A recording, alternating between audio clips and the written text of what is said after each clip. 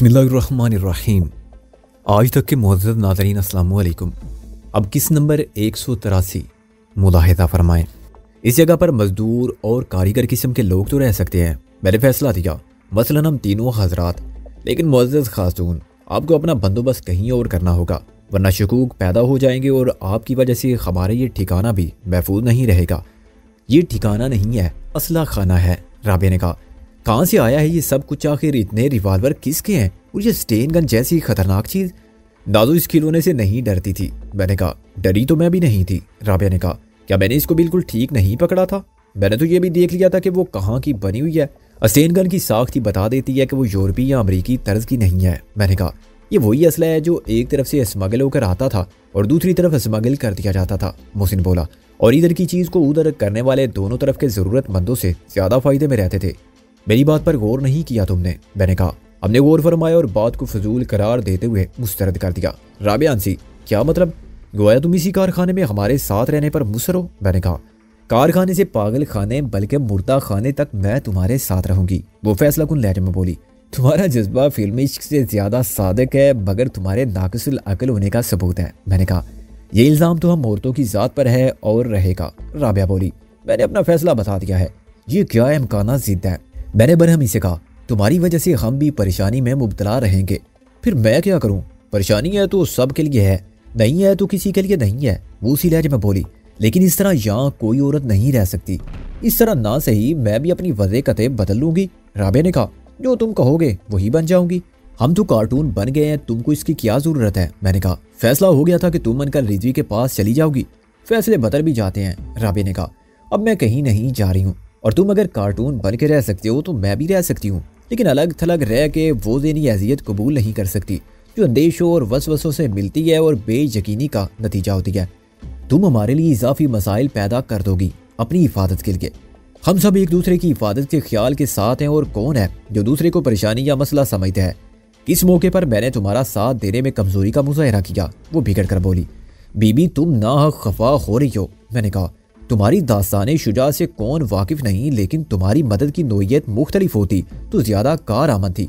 तुम अलग रहकर हमारे लिए ज्यादा कुछ कर सकती हो, मसलन हमारी कानूनी मदद, माली मदद और हमें हालात से बाखबर रखने का काम भी। मैं अलग रहना ही नहीं चाहती तो बात खत्म। वो बोली, कानूनी मदद मैंने पहले की थी, अब नहीं कर सकती क्योंकि तुम्हारे मामलात कानून की हद से बहुत बाहर निकल गए हैं। माली मदद का यह है कि जो कुछ मेरे पास है वो ले लो, एक घर के सिवा जिसे मैंने बेचने के लिए नहीं खरीदा है। रही हालात से बाखबर रहने की बात, तो तुम कभी हालात से बेखबर नहीं रहे, लेकिन मैं तुम्हारी जानिब से बेखबर रहकर देख चुकी हूँ। मुझ में अब अकेला रहने की हिम्मत नहीं है। ठीक है भाई, मोहसिन ने हाथ उठा के कहा, इस बात पर मत लड़ो, लेकिन एक बात समझ लो, हम यहाँ कुछ लकड़ी का काम करेंगे। काम क्या खाक करेंगे, एक पर्दा रखेंगे ताकि हम पसे पर्दा भी कुछ करते रहें। हमारा हुलिया तुम देख रही हो, इस कारोबार के लिए यही सबसे बेहतर हुलिया है। तुम भी यहाँ मिस राबिया कारी एडवोकेट हाई कोर्ट बन के नहीं रहोगी। वज़े-ए-कते से तुम्हारा अलग नजर आना गलत होगा। मैं बन जाऊंगी वही जो तुम हो। राबिया ने पूरे यकीन से कहा, लेकिन वो लैंड लॉर्ड क्या वो एतराज नहीं करेगा कि जगह काम के लिए दी थी, रिहाइश के लिए नहीं? मैंने कहा, उसे अपनी मजबूरियां बयान कर देंगे कि अलग घर नहीं ले सकते और एक औरत खाने पकाने के लिए साथ रहती है। मैं कह सकता हूँ कि मेरी बहन है, मोहसिन ने कहा, और हम बैरक के एक हिस्से पर पर्दा डाल के कुछ घरेलू सामान पैदा कर सकते हैं। जनान खाना बना सकते हैं, 2-4 बर्तन और 4 पाइयां डालने की जगह है, मगर ये सब कल देखेंगे। हाँ, गालिब आ जाए तो सूरत-ए-हाल का पता चले। मैंने कहा, मुझे नाजो की तरफ से तशवीश है। अजीजा, क्या इस बदबख्त की तशवीश पर तुमको तशवीश महसूस नहीं होती? मोहसिन ने मानी खेज लहजे में कहा, इस तफ्तीश के बारे में तुम तफ्तीश करके मशवरा दो कि क्या वाकई मुझे तशवीश में मुब्तला होना चाहिए? राबिया ने कदरे मुस्कुरा के कहा, बात मजाक की नहीं यार, नाजो तो छल्लावा है, किसी न किसी तरह निकल जाएगी। मैंने कहा, वही शख्स जिसे मैं नाजो के सपुर्द कर आया, कहीं उसने हमारा राज ना फाश कर दिया हो, हमें फिर हुलिया बदलना पड़ेगा। मेरा ख्याल था कि कल गामे शाह से मुलाकात की सूरत पैदा हो जाएगी। एक नाम का सिलसिला दूसरे नाम के साथ मिला हुआ है, मुमकिन है कि गामे शाह किसी और के मुतल्लक बता सके। गामे शाह तक पहुंचना आसान नहीं, मोहसिन बोला। एक तो हमारे पास कोई ट्रांसपोर्ट नहीं है, हमारे पास 40,000 रुपए हैं। मैंने कहा, सिक्का राइजल वक्त और इसके निस ये बंदोबस्त भी हो जाएगा। दूसरी बात यह है कि गामे शाह वाकई अंडरग्राउंड है, उस तक पहुंचने के लिए जेरे जमीन रास्ता इख्तियार करना पड़ता है। मोहसिन ने कहा, हम अकीदतमंद बन के हाजिरी दे सकते हैं। मैंने कहा, अपनी मौजूदा सूरत में हमको भला कौन पहचान सकता है। एक हसैनगंज सूट में तो नहीं छुपाई जा सकती, लेकिन इस लुंगी के ऊपर और खद्दर के इस ढीले डाले कुर्ते के नीचे तो हम बंगियों की तोप बांध कर ले जा सकते हैं। उसको निकाल लाएं जिंदा सलामत तो बात बन जाएगी। वो भी दिलावर के पिए की तरह मरना कबूल करेगा। मोहसिन ने मायूसी से कहा, हम उसे मरने नहीं देंगे। मैंने कहा, एक बार तजर्बा हो गया, अब ये गलती दोबारा नहीं होगी। हम अपनी गुफ्तगू में इतने मगन थे कि हमने टैडी की तरफ ध्यान नहीं दिया। फिर अचानक मेरी नजर ने उसे अपने संदूक को टटोलते हुए देखा और मैंने मोहसिन को इशारा किया। मुझे ये देखकर ताज्जुब हुआ कि ना संदूक टूटा है और ना ही खुला है। जब मैंने टैडी को गिराया था तो मेरा मकसद इस शरारत से ये था कि किसी तरह संदूक पर लिपटी हुई रस्सी कट जाए या उसका ढकना टूट जाए, मगर मोहसिन निकल आया तो मैं ये बात भूल गया। अब फिर मुझे तजस्सुस ने आ घेरा कि आखिर इस संदूक में क्या है कि टैडी उसे जान से अजीज तर रखता है। संदूक पर रस्सी के बल इतने ढीले हो गए थे कि किसी कुंडी की अदम मौजूदगी में संदूक खुल जाना चाहिए था, लेकिन संदूक अब भी बंद था और टैडी उसको चारों तरफ से देखकर न जाने किस बात का इत्मीनान कर रहा था। मैंने मोहसिन की तरफ देखा और हम दबे पांव टैडी की तरफ बढ़े।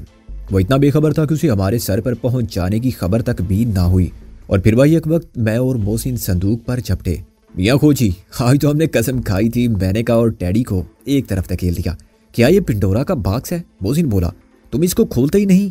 टैडी इस हमले के लिए तैयार ना था। इससे पहले कि वो संभलता, मैं और मोहसिन संदूक पर कब्जा कर चुके थे, लेकिन हमारी ये जिद्दोजहद बेमसरफ साबित हुई। हम संदूक को खोल ना सके। मैंने और मोहसिन ने हर तरफ से उलट पलट के देखा, लेकिन वो बंद रहा। उसमें कोई खुफिया ताला नहीं था और 3 फुट लंबा, 2 फुट चौड़ा और 1 फुट गहरा ये डिब्बा हर तरफ से एक जैसा ही था। वो जगह जहाँ एक लकीर सी नजर आती थी और जिससे ये जाहिर होता था कि ढकना अलग है, वहाँ भी कुछ न था। इस लकीर के साथ साथ टीन के बॉक्स को टांके लगा के वेल्ड कर दिया गया था। मैंने और मोहसिन ने खिफ़त और हैरत से एक दूसरे की तरफ देखा और फिर टैडी की तरफ देखा। वो कुछ मायूस, कुछ दिल गिरफ्ता और कुछ परेशान सा बैठा था कि वो क्या करे और क्या कहे। ये तो हर तरफ से बंद है। मैंने संदूक पर एक मुक्का मारा। और ये तुम हमें धोखा दे रहे थे उस्ताद? मोहसिन ने कहा, रस्सी लपेट कर बेवकूफ बना रहे थे। मोहसिन खान, ये संदूक भी धोखा है। मैंने अपना हाथ सहला के कहा, ऐसे जंगखुर्दा और पतली चादर के बने हुए संदूक पर मैंने इतनी कुव्वत से मुक्का मारा था कि ज़रब से तो नई चादर भी अंदर बैठ जाती, लेकिन इस संदूक का कुछ भी नहीं बिगड़ा। तुम इसका कुछ बिगाड़ भी नहीं सकते। टैडी ने सपाट लहजे में कहा, इसके अंदर 12 गेज की फुलादी चादर का एक बॉक्स है। ऊपर वाला टीन सिर्फ लिफाफा है। बेशक फाड़ के देख लो। ये क्या इसरार है उस्ताद? मैंने कहा और ताज्जुब से मोहसिन की तरफ देखा। क्या है इस पूरी इसरार संदूकची का राज? मोहसिन ने मेरे साथ ही कहा। टैडी मुंजमिद बैठा अपने दाखनों को दांतों से कुतरता रहा। हमारी गुफ्तगू में दिलचस्पी के बायस राबिया भी हमारे करीब आ खड़ी हुई थी। इसमें कुछ भी नहीं है, टैडी बोला। मैं बता चुका हूँ, उसका लहजा बिल्कुल खोखला था। ऐसी की तैसी तुम्हारी खम मालूम कर लेंगे। मैंने कहा, बस इतना हमें बता दो कि संदूक में शायद जिन्नात तो कैद नहीं है, या फिर ये कोई बम तो नहीं है कि धमाका एक हो और बेवा 2 को कर दे बीवी बनने से पहले। मोहसिन बोला। दरवाजे पर दस्तक ने हमें संदूक के राज से वाकफियत की ख्वाहिश से दस्तबरदार होने पर मजबूर कर दिया। मैंने एक नज़र दिलावर के पिए की तरफ देखा, जिसकी लाश कमरे के आखिरी कोने में बिल्कुल सीधी पड़ी हुई थी। मैंने राबिया को मुखालिफ समत में जाने का इशारा किया। खुद एक रिवाल्वर लेकर दरवाजे की साथ ही दीवार से लग गया और फिर मोहसिन खान शेरवानी ने दरवाज़ा खोला। हम सब देख रहे थे। बाहर से मिर्जा गालिब ने मुसर्रत से ऐलान किया। दरवाजे की जूरी में से साफ नजर आ रहा था, माशाअल्लाह सब बहुत मोहतात हो और होशियार भी। बहुत देर की मेहरबान आते आते मैंने रिवाल्वर को पीछे करते हुए कहा, अरे भाई, खुदा का लाख लाख शुक्र है कि बिलाखिर सही जगह पहुंचे। गालिब ने अंदर आके बैरक पर एक नजर डाली, वरना ऐसी जगह थी वो चांद से हम कोई 10 मिनट पहले निकाले गए बल्कि बाहर फेंके गए थे। क्या जरूरत थी तस्दीक किए बगैर वहां घुसने की? मैंने हंस कर कहा, नाम याद नहीं रहा था क्या? कुछ गड़बड़ हो गई थी। गालिब ने सर खुजा के कहा, उस पर भी कुछ फर्नीचर फैक्ट्री ही लिखा हुआ था। उसकी भी गलती थी ना यारों के दरवाजा खुले रख के बैठे थे। तुमको सोचना चाहिए था कि हम कभी दरवाजा खुले नहीं छोड़ सकते। मैंने कहा, खैर ये बताओ खबर क्या लाए हो? खबर? गालिब ने सर पर हाथ मारा। वो तो मैं बिल्कुल भूल ही गया। क्या भूल गया? यानी ये भूल गए कि तुमको कहाँ जाना था और क्या करना था? मैंने चिल्ला कर कहा, अरे नहीं यार, वो तो खबर बाहर ही रह गई। गालिब दरवाजे की तरफ लपका। मैंने उसे रोक लिया। पहले बताओ कौन है बाहर? मैंने कहा और लाइट ऑफ कर दी। अरे भाई, बड़ी अच्छी खबर है। गालिब मुस्कुराया। कम से कम हमें तो बहुत अच्छी लगी। नाजू है उसका नाम, बल्कि उस खबर की सुर्खी है जो उसके लबों पर लिपस्टिक बनकर फैली हुई है और उसके आरज़ तुम उसे याद दिया है। मैंने सख्त लहजे में कहा, हमसे पूछे बगैर। अब क्या हो सकता है इसके अंदर? राबिया ने आगे आके कहा, वो बेचारी क्या बाहर ही खड़ी रहेगी? उसने दरवाजा खोल दिया। गालिब बाहर गया और 1 मिनट से भी कम वक्त में लौट आया। मैं और मोहसिन पीछे हट गए। मैंने तुमसे कहा था सिकंदर बादशाह, डैडी ने मुझे याद दिलाना चाहा। हाँ तुमने ठीक कहा था, लेकिन इसे मैं लेकर नहीं आया हूँ। मैंने उसकी बात काट दी। ये गालिब ने अच्छा नहीं किया, मोहसिन ने सोचते हुए कहा। इतनी देर में नादो ने अंदर कदम रखा। उसने एक नज़र मुझे, फिर मोहसिन और राबिया को देखा। क्या तुम लोग खुश नहीं हो मेरे आने से? वो हम सब की संजीदा सूरत देखकर बोली। तुम्हारा यहाँ आना किसी भी सूरत में मुनासिब नहीं था। मैंने कहा मैं अकेली नहीं आई हूँ। वो बोली भैया भी साथ आए हैं। यकलख्त मुझे बिजली का झटका लगा। कौन? इकराम शेख। मैंने कहा और उसके बाद बेइख्तियार मेरा हाथ रिवॉल्वर पर चला गया। हाँ मैं इकराम शेख ने अंदर आने के बाद कहा, मगर मैं दोस्त बन के आया हूँ। मैं और मोहसिन दम बहुत खड़े थे। मुझे गालिब पर इतना गुस्सा आया कि मैंने उसको मारने की ख्वाहिश पर बड़ी मुश्किल से काबू पाया। नादान की दोस्ती का नतीजा। वो मैदान सहाफत का लिखारी कागज के मैदान में कलम के घोड़े दौड़ाने वाला ज़हीन था, मुखलिस था और जुरातमंद भी था। उसकी ज़िंदगी के तजर्बात शायद हम से भी ज़्यादा थे और वो शरीफ नजर आने वाला बहुत बड़ा बदमाश भी था। मगर उसको अंदाजा नहीं था कि हमारे दोस्त कौन है और दुश्मन कौन। हमारे शख्स पर एतमाद नहीं कर सकते थे और इकराम शेख को हम परख चुके थे। वो अपनी फितरत के एतबार से कानून परस्त था। हमारा दोस्त कैसे हो सकता था? हम और वो दरिया के दो किनारे थे जो आपस में नहीं मिल सकते थे। दोस्ती के नाम पर हम दुश्मनों के फरेब में आने की गलती खारिज नहीं कर सकते थे। मैंने जज्बात से आरी लहजे में कहा और लाइट चला दी। और ज़बानी दावे से ना किसी की दोस्ती साबित होती है, ना हम इस पोजीशन में हैं कि इस दावे को परख सकें। मोहसिन ने कहा कसूर तुम्हारा नहीं है। इकराम शेख ने निदामत ज़दा लहजे में कहा तुम्हारे खालात का है कि तुम रस्सी को भी सांप समझ के डरती हो। और बाज़बाने गालिब डरता हूँ आदमी से कि मरदम गजीदा हूँ। गालिब ने कहा हमारी जगह तुम होते तो बिला सोचे समझे एतमाद करने की गलती कर सकते थे। मैंने कहा नहीं, लेकिन मेरे बारे में तुम जानते हो। इकराम शेख ने कहा हाँ मैं ये जानता हूँ कि तुम एक इंतहाई ईमानदार और फर्ज शनास पुलिस ऑफिसर हो। मैं पुलिस ऑफिसर था मगर अब इस्तीफा दे चुका हूँ। शेख ने एहतजाज किया। ये भी तुम कह रहे हो? मैंने कहा कल तक तुम कुछ और कहते थे और बिल्कुल मुख्तलिफ लहजे में बात करते थे। मैं कल भी तुम्हारा दोस्त था और मैंने कल खम से ज्यादा तुम कानून के दोस्त थे। मैंने उसकी बात काट दी। जब इंतखाब का वक्त आया था तो तुमने हमारी दोस्ती को अपनी फितरत के तकाजों पर कुर्बान कर दिया था। कानून के तकाजों को तुम बिला चूं चरा पूरा करते थे और अपने फर्ज की राह में किसी रिश्ते को हायल नहीं होने देते थे। क्या मैं वो वक्त भूल सकता हूँ जब तुमने नादो को गोली का निशाना बना दिया था? मैं अपनी उस गलती, उस गुनाह या जुर्म का कफारा अदा करना चाहता हूँ। वो बोला कफारा? मैंने तन से कहा बिच्छू अगर किसी को डंक मारने के बाद ये कहे कि सॉरी, आइंदा ऐसा नहीं होगा, तो मैं उसे फूल की तरह बेदर्र समझती हुई हथेली पर नहीं बिठा लूंगा। मुझे तो शक है कि कफारा तुम उस कोताही का अदा करना चाहते हो जो तुमसे एक मुजरिम के सिलसिले में हुई थी, जो तुम्हारी गिरफ्त में आके निकल गया था। तुम्हारी फितरत में इतना बड़ा इनकलाब? सिकंदर ये तुमको क्या हो गया है? नादो ने चिल्ला कर कहा। तुम मत बोलो नादो, तुम इन बातों को नहीं समझोगी। मैंने बरहमी से कहा, लेकिन अपनी नजर शेख पर रखी और अपने रिवॉल्वर का रुख भी नहीं बदला। मोहसिन और राबिया के साथ अब डैडी भी आ खड़ा हुआ था और बराए नाम रोशनी में अंदर खड़े हुए अफराद के दो गिरोह बन गए थे। एक तरफ हम चार थे जिनके दरमियान ख्यालात और नजरियात, कौलो फेल और जज्बात और एहसासात की मुकम्मल हम आहंगी थी और नाकाबिल शिकस्त एतमाद का रिश्ता था। दूसरी तरफ खड़े हुए तीन अफराद में से गालिब खुद को एतमाद का अहल साबित कर चुका था, लेकिन इस वक्त वो अपनी जल्दबाजी के बायस और अनजाने में गलती कर बैठा था और खुद को सफ़े मुजरिमा में पा के बरहम भी था और शर्मसार भी। नाज़ो कुदरती तौर पर एक जज्बाती सदमे से दो चार थी कि अभी तक वो मुझे अपनी नीयत के खुलूस का यकीन नहीं दिला सकी, लेकिन बात उसकी नहीं, उसके भाई की थी। नाज़ो को यह दुख था कि मैंने उसके कहने के बावजूद उसके भाई पर एतबार नहीं किया। ये उसकी और मेरी सोच का नहीं, नज़र का फ़र्क था। वो इकराम शेख को बैन के जज्बात के साथ देख रही थी। मैं इकराम शेख को एक अच्छा आदमी ज़रूर समझता था, लेकिन उसे मौजूदा हालात में अपना दोस्त तस्लीम करते हुए डरता था। वो वक्त बदल गया था जब मेरे और उसके दरमियान पुरखुलूस दोस्ती का काबिल इश्क रिश्ता था। मेरा ज़हन इस बात को तस्लीम नहीं करता था कि वक्त के साथ किसी की फितरत भी बदल सकती है। चुनाचे में तसब्जुब का शिकार था तो ये कुदरती रद्द-ए-अमल था। अच्छा, इकराम शेख ने मायूसी से हाथ फैला के कहा, अब तो मैं यहाँ आ गया हूँ, तो मेरे साथ जो भी सलूक करना चाहो तुम्हें इख्तियार है। मेरा ज़मीर साफ है और मैं नहीं समझता कि मैंने कोई गलती की हो। तुम्हारा ज़मीर उस वक्त भी साफ था जब तुमने दोस्ती को बुला के मुझे एक मुजरिम की हैसियत से जिंदा या बुर्दा गिरफ्तार करने में कोई कसर नहीं उठा रखी थी। मैंने कहा, उस वक्त भी तुम ये समझते थे कि तुम गलती पर नहीं हो। गलती मुझसे हुई कि तुम्हें यहाँ ला के बेआबरू किया।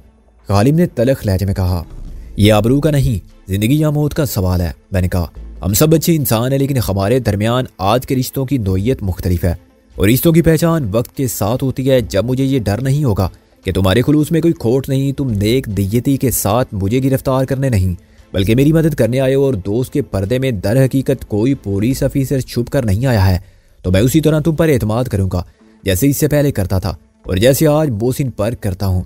और मुझ पर नहीं करते? अभी तक नहीं करते? गालिब ने बड़ा फरोख्ता होकर कहा। मोहसिन का नाम तो मिसाल देने के लिए था, वरना तुम हो, टैडी है, राबिया और शैला हैं। मैंने कहा, मैं किस तरह खुद को एतमाद का अहल साबित कर सकता हूँ? इकराम शेख ने कहा, अपनी नीयत साफ होने का यकीन दिलाने के लिए मुझे क्या करना होगा? इसका कोई ऐसा टेस्ट नहीं है जो नसाब के मुताबिक हो। मैंने कहा, लेकिन अपने अमल से तुम बहुत कुछ साबित कर सकते हो। पेशावर अफराद किसी को अपने साथ शामिल करते हैं तो उसकी आजमाइश भी करते हैं। तुम हमें जराइम पेशा अफराद का ग्रोह फर्ज कर लो। हमें देखना ही पड़ेगा कि तुम में मुजरिमाना सलाहियत कितनी है और कहीं मुजरिम के बेस में तुम मुखबर तो नहीं हो। हमारा इत्मीनान होने तक तुमको मोहतात रहना होगा। मोहसिन, शेख साहब की तलाशी ले। तुम्हारा रवैया बहुत बुरा है सिकंदर, नाजो खफकी से बोली। ये एहतियात का तकाजा है जिसे मैं तुम्हारी खातिर नजरअंदाज नहीं करूंगा। मैंने सपाट लहजे में कहा, तुम अपने हाथ उठा लो शेख, और इस बात को ज़हन में रखो कि जिस तरह तुमने ज़रूरत पड़ने पर गोली चलाते हुए तदब्जुब का मुजाहरा नहीं किया था, ऐसे ही मैं भी सोचूंगा नहीं कि मेरी उंगली ट्राइगर पर है। शेख ने मुस्कुराते हुए हाथ उठा दिए। मोहसिन उसकी अच्छी तरह तलाशी ली और उसकी जेब में से एक रिवाल्वर के अलावा बाकी चीजें भी निकाली। नादू का चेहरा आतिशो कहर गजब से लाल बबूका हो गया था। गालिब का रंग खिफत से जर्द था, मगर टैडी खुश था कि मैंने उसके मशवरे को काबिल गौर समझा। सिर्फ रिवाल्वर अपने पास रखो, बाकी चीजें इकराम शेख को दे दो, मैंने कहा। और मोहसिन ने मेरे अहकामात की उसी तरह तामील की जैसे मैं दहशत पसंदों की किसी तंजीम का कमांडर हूँ। फिर मैंने अपना रिवाल्वर हाथ में रखना जरूरी नहीं समझा। वो कशीदगी की फजा जो मेरे गैर दोस्ताना रवैये से पैदा हुई थी फिर भी बरकरार रही। हम ये समझते थे कि अपना चेहरा बदल के और इस महफूज मुकाम पर सुकून इख्तियार करने के बाद फौरी तौर पर हमारे लिए खतरात की बात नहीं रही, मैंने कहा। लेकिन तहफ़्फ़ुज़ का ये एहसास पहले की तरह इत्मीनान बख्श नहीं रहा। तुम बताओ कि मुझे तुम्हारे इत्मीनान के लिए क्या करना होगा? इकराम शेख ने तलखी से कहा। इस कमरे के आखिर में देखो। मैंने एक हाथ से इशारा किया। कुछ नजर आता है? इकराम शेख ने घूर कर देखा। ये कौन सो रहा है उधर? एक बदबख्त जिसने जिंदगी हराम की और फिर अपने लिए हराम मौत कबूल की, मैंने कहा। इकराम शेख आहिस्ता आहिस्ता आगे बढ़ा। कौन है ये? मैं इसे नहीं जानता। ये चौधरी दिलावर का सेक्रेटरी था, मैंने कहा। दादू इसको पहचान लेगी। ये तो वही है भैया। दादू ने करीब जाके भाई का बाजू थाम लिया। यही तो स्टेन गन लेके उतरा था। इसको कत्ल किसने किया है? इकराम शेख बोला। अब भी पुलिस के लहजे में सवाल कर रहे हो? मोहसिन बोला। इसको किसी ने कत्ल नहीं किया, इसने खुदकशी कर लिया है। ये हो सकता था कि हम इसे कत्ल कर देते, लेकिन इसने खुद को आजाब से महफूज रखा। अब हमने तय किया है कि इस लाश को जाए वारदात के करीब डाल दिया जाए, मैंने कहा, ताकि ये लाश कल तक दरियाफ्त हो जाए और ये समझा जाए कि इसने गिरफ्तारी से बचने के लिए खुदकशी कर ली। तुम ये काम कर सकते हो। कौन सा काम? इकराम शेख चौंक कर पीछे हटा। यही कि इस लाश को ले जाओ और अपनी अकल से काम लेते हुए सही जगह डालाओ, मैंने कहा। लेकिन कैसे? मेरा मतलब है कि मेरे पास तो कोई गाड़ी भी नहीं है, इकराम शेख ने कहा। हम अपने मसाइल के हल के लिए वसाइल खुद पैदा करते हैं, मैंने कहा। तुम्हें एक सहूलत ये भी है कि अभी तक तुम दोस्तों से महरूम नहीं हुए हो। कोई भी तुम्हारी मदद से इनकार नहीं कर सकता। इकराम शेख ने फर्दन हम सब के चेहरों को देखा। अगर मैं पकड़ा गया? वो सोचते हुए बोला। हम तुम्हारी कोई मदद ना कर सकेंगे, मैंने कहा। उल्टा में ये जगह छोड़ के फरार होना पड़ेगा। ये तुम्हारी हिम्मत के लिए नहीं, अकल और जहानत के लिए भी एक चैलेंज होगा कि खुद को भी महफूज रखो और हमें भी। ठीक है, इकराम शेख ने कहा। मैं जाता हूँ, कोई गाड़ी मंगवाता हूँ या खुद लेकर आता हूँ। हमको गाफिल या कमजोर बस समझना, मैंने कहा। तुम्हारे साथ अगर मुसल्ला पुलिस की प्लाटून आ जाए तब भी हमें आसानी से नहीं पकड़ सकेगी। बहुत कुछ तो खून होगा और हम जिंदा खात आने वालों में से नहीं है। हमसे मतलब है तुम्हारे अलावा हम 6 अफराद जिनमें नादो भी शामिल हैं। ये पहली आजमाइश है, बशर्ते कामयाबी असल मरहला कल दरपेश होगा और हमारे साथ हर मरहले में कामयाबी का मतलब जिंदगी और नाकामी का मतलब मौत हो सकता है, मोहसिन खान शेरवानी ने कहा। मैं समझता हूँ, इकराम शेख ने सर हिलाया, फिर दरवाजे की तरफ बढ़ा और रुक गया। मुझे अपनी हिफाजत के लिए जब्त शुदा रिवाल्वर तो दे दो। अगर अपनी हिफाजत के लिए चाहिए तो जरूर ले जाओ, मैंने कहा। और मोहसिन ने रिवाल्वर उसकी तरफ उछाल दिया। इकराम शेख ने रिवाल्वर को कैच किया और जेब में डाल दिया। फिर वो दरवाजा खोलकर बाहर निकल गया। ये तुमने अच्छा नहीं किया सिकंदर। बोझिल खामोशी को नादो की आवाज ने खत्म किया। अभी कौन कह सकता है क्या अच्छा हुआ और क्या बुरा, मैंने कहा। ये तो वक्त ही बताएगा। हो सकता है कल खुद तुम कहो कि मैंने अच्छा किया था। तुम्हारा भाई मेरा बहुत काबिल एतमाद दोस्त था, मगर आज मैं खुद किसी के लिए काबिल एतमाद नहीं रहा। तो मैं आगे बढ़ने वाले हर खास से डरता हूँ कि मेरी दस्तगीरी करने वाला हाथ किसका है और मेरे दामन तक पहुंचने वाला किसका। अगर इकराम शेख ने वाकई फैसला कर लिया कि मेरी दोस्ती ज्यादा अहम है तो उसे मुझसे ज्यादा जानिसार दोस्त भी कोई ना मिलेगा। और दोस्ती की आड़ में ये दुश्मनी की चाल है तो मुझसे ज्यादा खतरनाक दुश्मन भी उसका कोई ना होगा। उसमें जो कुछ करना है तुम्हारे भाई को करना है। मेरे रद्द अमल का इन्हसार उसके रवैये पर है। उसने तुम्हारी शर्त कबूल कर लिया। नाजो ने एक एहसास तफाखुर के साथ कहा, मुझे खुशी है कि मेरा भाई मुनाफिक नहीं है। कल जो कुछ वो करता था यकीन कामिल के साथ खुद को या किसी और को धोखा दिए बगैर मर्दाना वार करता था। आज भी उसने साबित कर दिया कि वो मेरा भाई है। बहन सा, तुम भी तो साबित कर चुकी हो कि तुम किसकी बहन हो। तूफान की बहन बिजली। गालिब ने गहरी सांस लेकर यूं कहा कि इतनी कशीदगी के बावजूद सबके लबों पर खंसी आ गई और फिर नाजो एक गहरी सांस लेकर उसी जगह फर्श पर बैठ गई। उफ यार, गजब हो गया, गालिब ने कहा। अपनी कुबाए रेशम और इस रंगे पैराहन को खाक में मिला दिया। यहाँ सबको खाक होना है मिर्जा गालिब, नाजो ने कहा। अर्श नशीनों को भी और फर्श नशीनों को भी। फिर इससे पहले कि मिर्जा गालिब इस फितना बैशर की इस शोला बयानी पर मजीद फरीफ्ता होते, उसने हाथ पकड़कर खींचा और मिर्जा गालिब बद से उसके करीब गिरा। फर्श से न जाने कब की जमी हुई धूल उड़ी। उसकी हालत और उसका चेहरा देखकर बैन सा और बैरे मोहसिन को खींच लिया। डैडी एकदम खुद कलंदराना शाल से आलती पालती मार कर बैठ गया। फर्ज कर लो कि यहाँ वाल टू वाल कारपेट है। मैंने राबिया को तदब्जुब में देखकर बिठाते हुए कहा, फर्ज करना है तो हम फर्ज कर लेते हैं कि ये बकिंगम पैलेस है और हम सब शाही खानदान के अफराद हैं। मोहसिन बोला। शाही खानदान? गालिब ने हकारत से कहा। हम खाक नशीनों की ठोकर में जमाना है। ये बताओ कि तुमने उस खाक के पुतले और पानी के बुलबुले का क्या असर किया जिसको मैंने तुम्हारे सुपुर्द किया था? मैंने नाजू से मुखातिब होकर कहा। उसका अशर तो बाकी सब का अशर देख कर ही खराब हो गया था। नाजो बोली, जब तुम निकल गए थे तो मैंने उसकी थोड़ी सी पिटाई की और उसके बाद वो फौरन ही माफी मांगने पर उतर आया। फिर माफ कर दिया तुमने उसे? मैंने कहा, हाँ, मैं तो चाहती थी कि जो हुआ सो हुआ, अब निकल जाना चाहिए। नाजो बोली, लेकिन वहां मेरे हमदर्द बहुत जमा हो गए थे।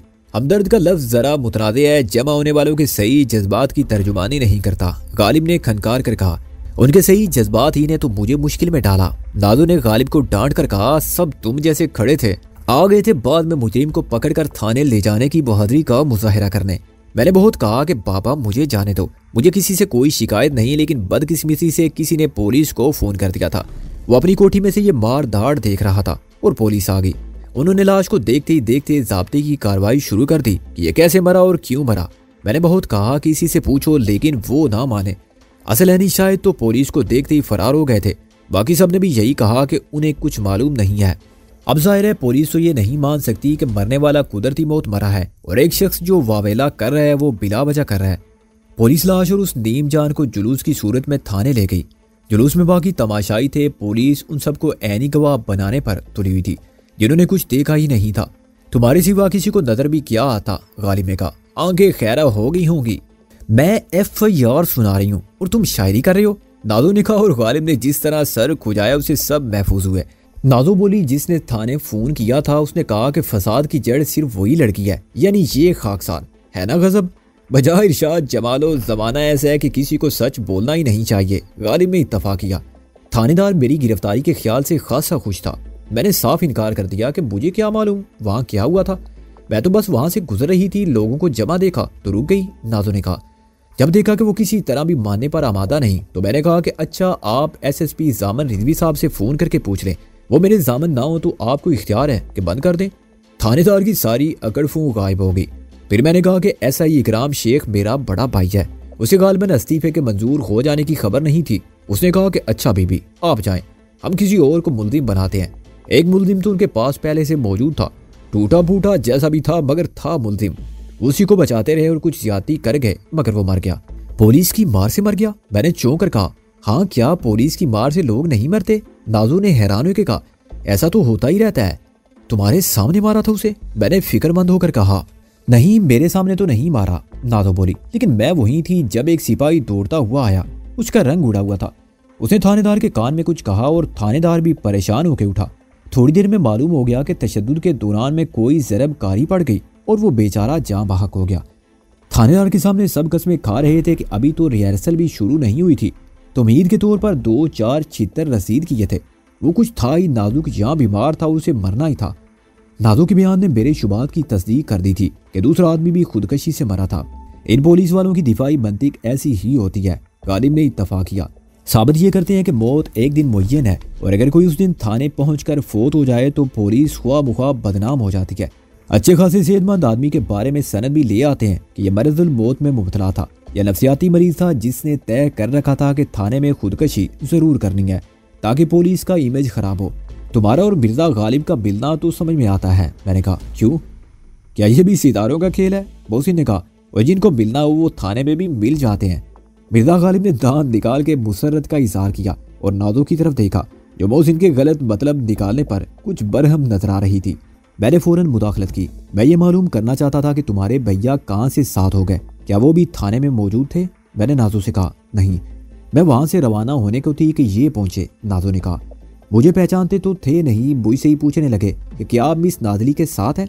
मैंने मजाक में पूछा कि ये नाजली क्या बला है, तो कहने लगे कि भाई वो बला है आतिश फशां है और मार धाड़ से लबरेज पुराने दौर की हीरोइन नाडिया का नया एडिशन है। टार्जन को जूती की नोक पर मारती है। पहले तो मैंने सोचा था कि अपना तारुफ अमली तौर पर करा दूं, मगर फिर मुझे ख्याल आ गया कि मैं थाने की हुदूद में हूँ, जहाँ अभी अभी मैंने खुद को शराफत का पैकर और कतई तौर पर बेजरर साबित किया है।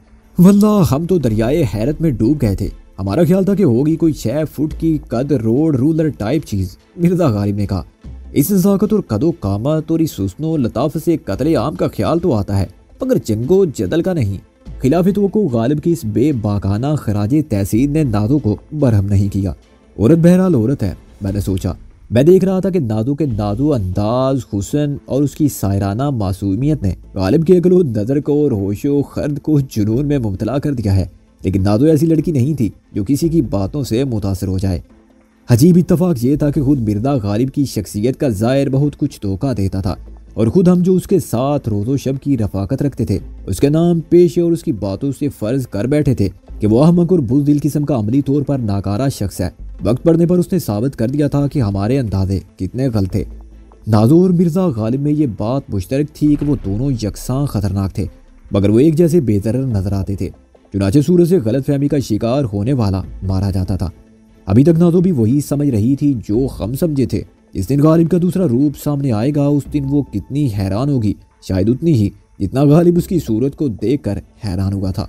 खैर, मैंने तस्लीम किया कि आपकी नज़र को जिसकी तलाश थी और जिसे ढूंढते हुए आप यहाँ तक आ पहुंचे हैं। नादो बोली, मगर उसकी बात अधूरी ही रह गई। गोया ढूंढने वाले ढूंढ ही लेते हैं। खैर, आगे कहिए। गालिब ने दखल दर माकूलात और मातरत एक साथ करते हुए कहा।